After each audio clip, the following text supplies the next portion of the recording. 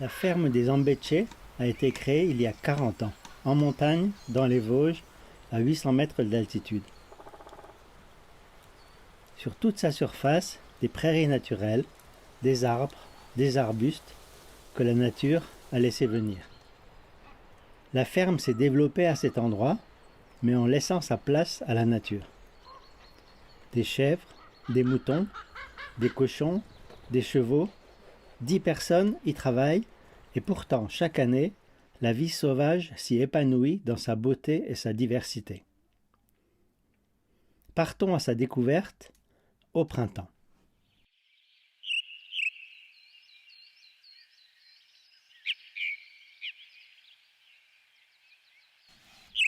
Les jours commencent à rallonger. Les oiseaux chantent, les blaireaux font le ménage et partagent leur domicile volontiers.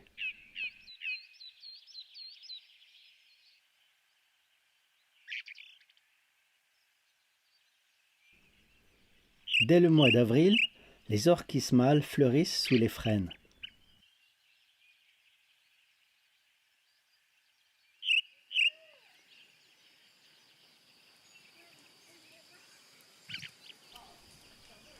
Les chèvres, qui ont passé tout l'hiver à l'intérieur, sont ravies de redécouvrir leur pâturage.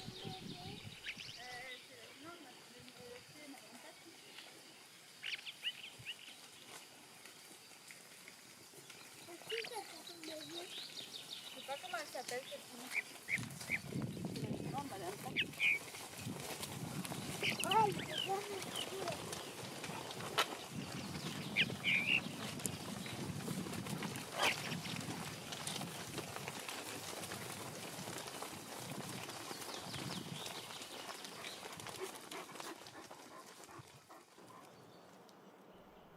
Juste à côté du parc, un vieux frêne.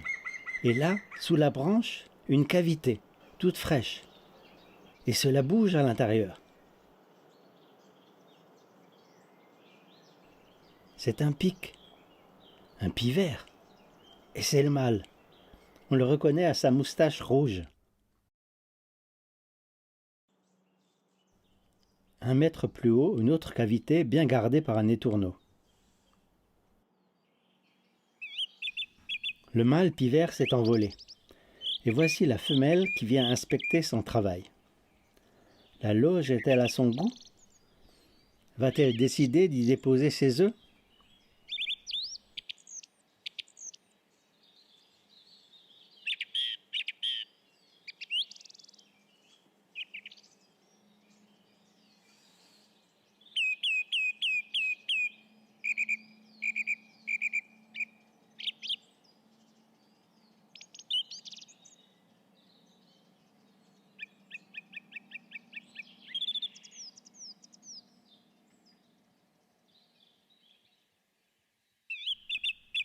« 20 mètres plus loin, un vieux merisier. Un autre pic, plus petit, calotte toute rouge, c'est le pic mare.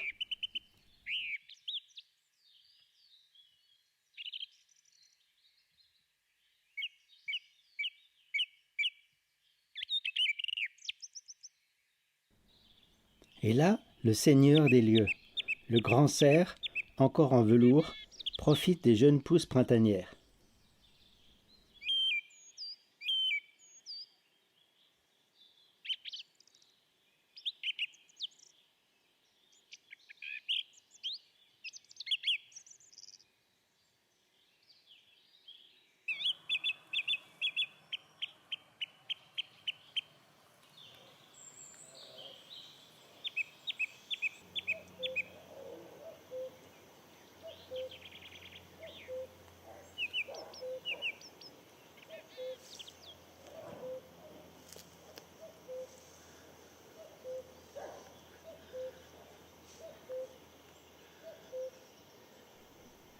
Nous sommes toujours en bordure du même parc des chèvres.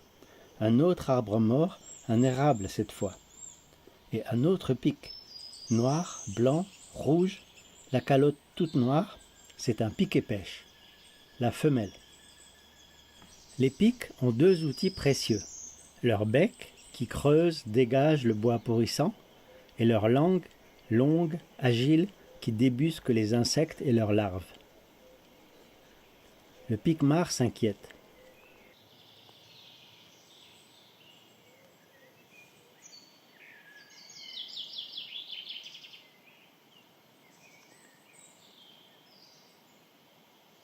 Non, ça va, pas de danger.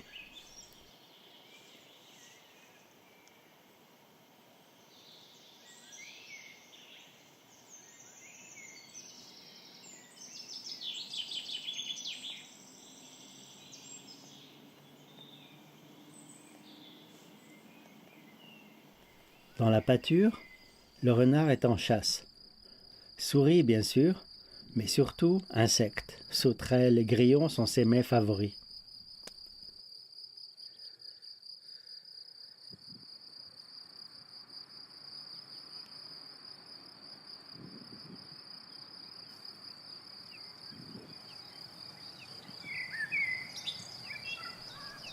Dans les parcs, nous avons laissé pousser quelques épineux. Aubépines, églantines, pruneliers.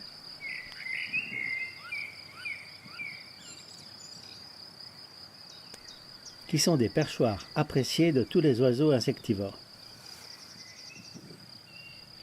Quand on chante, il faut voir et être vu.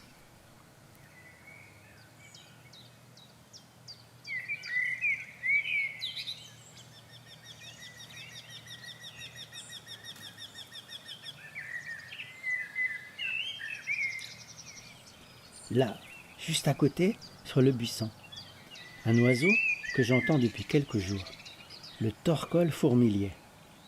Migrateur, nicheur, il a l'air d'attendre.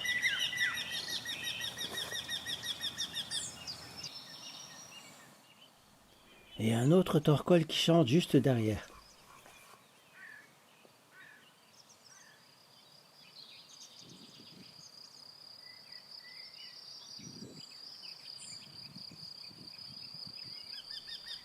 Incroyable, vient d'arriver juste devant le torcol une pigrièche écorcheur. C'est un mâle.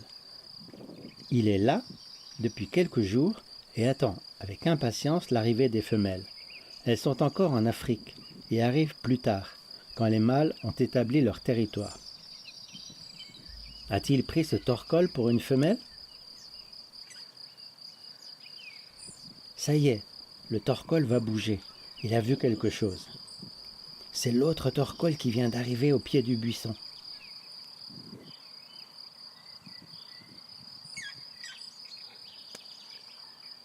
Un accouplement. Ils vont nicher ici. Incroyable, une première pour moi.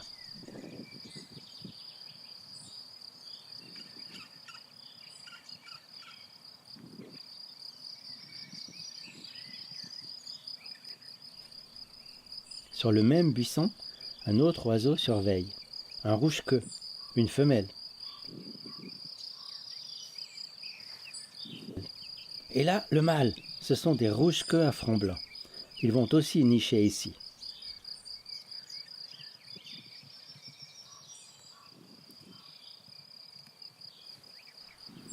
La prairie bruisse de toutes parts. Des centaines de grillons, des criquets, des sauterelles, des chenilles. Toute cette vie sauvegardée parce que nos animaux ne viennent que 2 fois par an sur chaque parcelle. Et parce qu'il n'y a bien sûr aucun traitement chimique, ni broyage de la parcelle qui, pour faire propre, comme on dit, tue toute la vie superficielle de la prairie.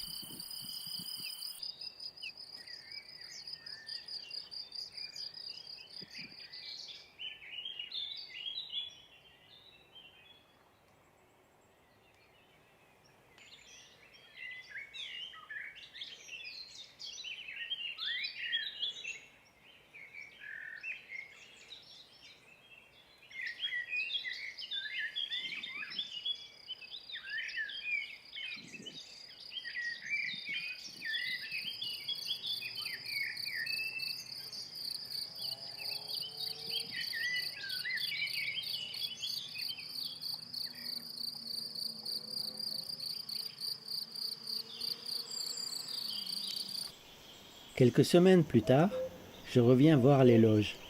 Ici, c'est le mâle de piquet-pêche qui vient, le bec plein d'insectes de la prairie. Il nourrit des jeunes.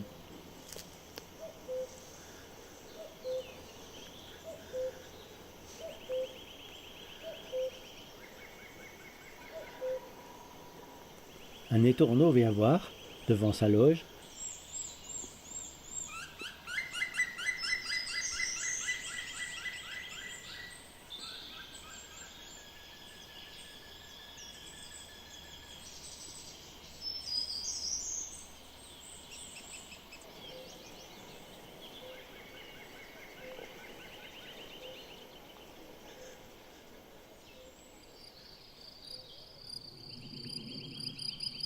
Le renard adore ce parc. Ses petits ne sont pas loin.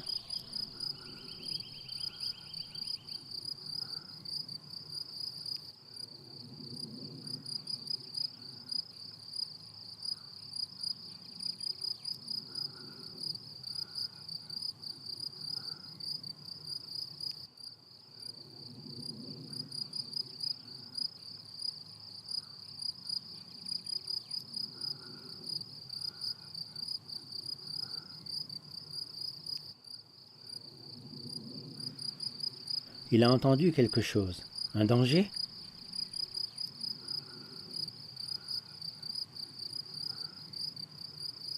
Non, c'est simplement un jeune brocard qui vient déguster les myosotis, les fleurs du printemps, les oseilles sauvages.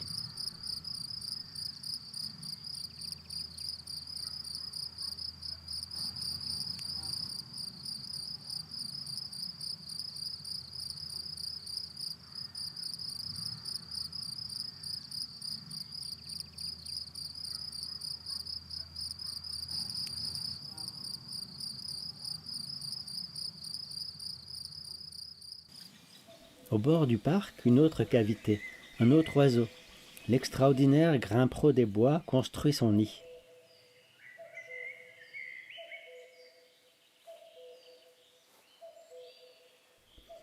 Le rouge-gorge s'affaire à nourrir ses petits. Et là, encore une autre espèce de pic, le plus petit, l'épéchette. Toutes ces espèces cohabitent dans le même petit bois. Ils ne supporteraient pas la présence d'un autre couple de la même espèce. Chacun chasse des espèces un peu différentes.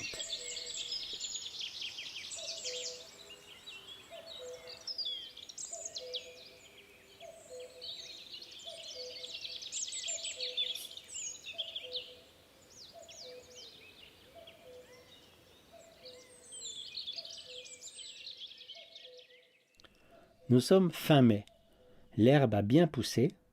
Les petits pics-et-pêches vont bientôt s'envoler.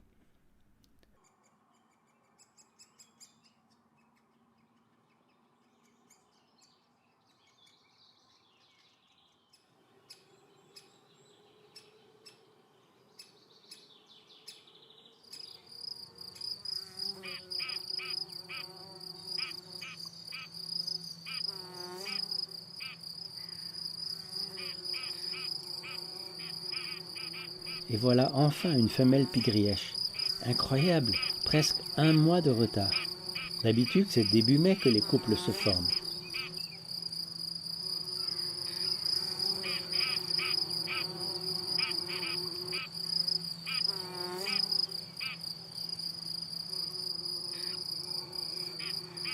Juste à côté, c'est un pré de fauche. On laisse les plantes pousser et on fauche début juillet pour faire les foins dont on a besoin en hiver. Ces prairies sont splendides. Œillets sauvages, centaurées, fenouilles, carottes sauvages, arnicas, et sur chaque plante son cortège d'insectes. Et, au sol, au milieu de son garde-manger, niche le tarier des prés.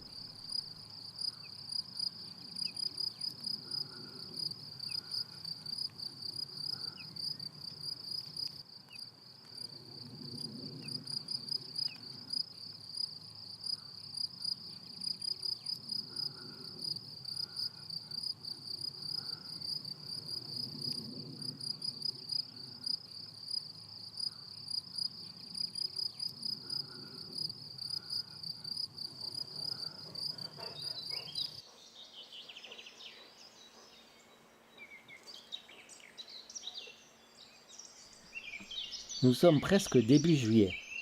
Les pigrièches ressurgissent au sommet des aubépines. La femelle couve et s'octroie des pauses. Le mâle vient la ravitailler.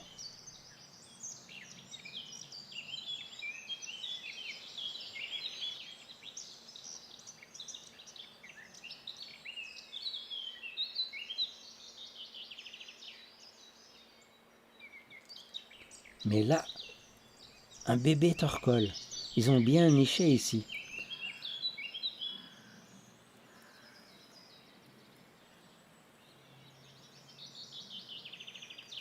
Au pied du buisson, un autre. Il volait à peine.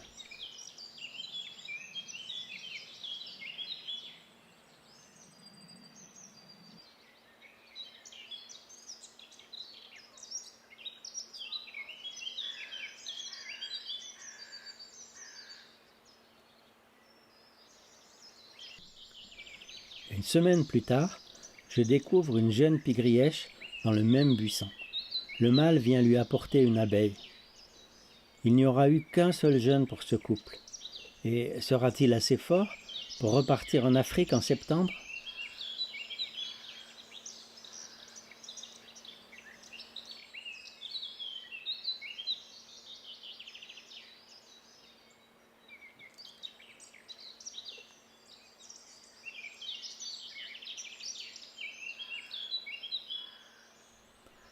Un peu partout, les chenilles ont cédé la place aux papillons.